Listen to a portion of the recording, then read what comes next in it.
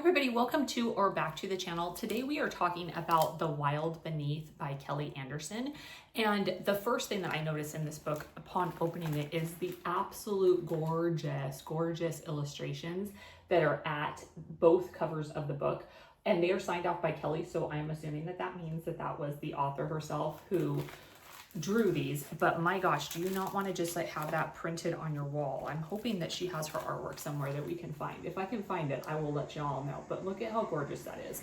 So we are following the story of Annie. So Annie has had an unconventional life and childhood. She has lived her life at sea. She was born at sea. Her mother and father, her father was physician, more on the land side of things. You will have that duality that comes up multiple times throughout the book between the pull between the land and the sea, whereas her mother has this kind of otherworldly connection to the sea. It's like it's part of her soul that she just cannot escape no matter what she does. So she has brought that spirit to Annie, and Annie in turn has a love of the sea. So the different sections of the book take you back and forth between her childhood and then present day. The other part of the sea that she incorporates is breaking down the different tides of along with the timelines, but to again have that connection to the sea. So Annie, now when we fast forward to her being an adult, there is a tsunami that has happened. She happened to be on land with her grandmother Ruth at the time, and her parents have gone missing.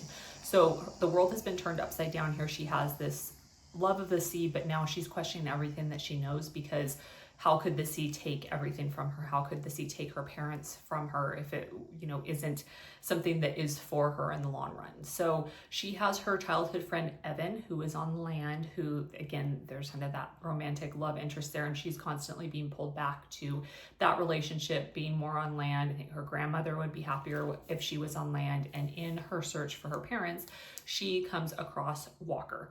She names him Walker. Never know 100% if that's really his name or not, because as you will learn in the book, communication with him is unique at best. And now she's feeling this pull towards Walker. She can even hear like this sound that is drawing her in, emanating from him. And that is kind of her tie to the sea.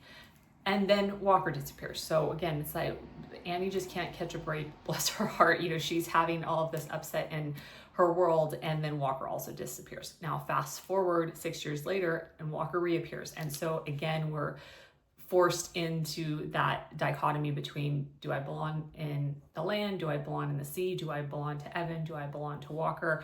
And her trying to find out what's best for her, and trying to ultimately come to that decision that I think we all face at some point in time of maybe you don't have to be all just one thing or another thing. Maybe you can exist in both places and go through different seasons of life. And there's a lot of, if you've followed any of the book clubs or anything like that that are following this, a lot of discussion about Walker himself and what does he represent, and was he really a person? Was he just a figment of her imagination? Was he just a spirit guide? What role did he actually play? So I would love to hear what your thoughts are on that, if you have any strong opinions about who and what Walker actually is. And like I said, that kind of choice of just the duality of things. So this book was also, if you notice on the back, was also reviewed by Christina Baker Klein, who was on the channel, who is the author of The Foursome, and Sarah Penner also reviewed it, who is the author of Lost Apothecary, both which have videos here on the channel. So we have some of our favorite authors who also were a fan of this. My favorite part, I think, of it was just the description of the sea, of the sand, of the wind, of the motion of the ocean. I mean, you really feel like you are there. I think she nailed the description. So I do not think that this has to just be a summer read. I think this can be for any time anyone really wants to imagine what it would be like having, life at sea. It reminded me of the movie Waterworld, where everything around you is kind of water. That's how I kind of see Annie navigating things. So let me know what you guys think if you give it a try. And as I said, again, really appreciate these illustrations in here. They're absolutely gorgeous.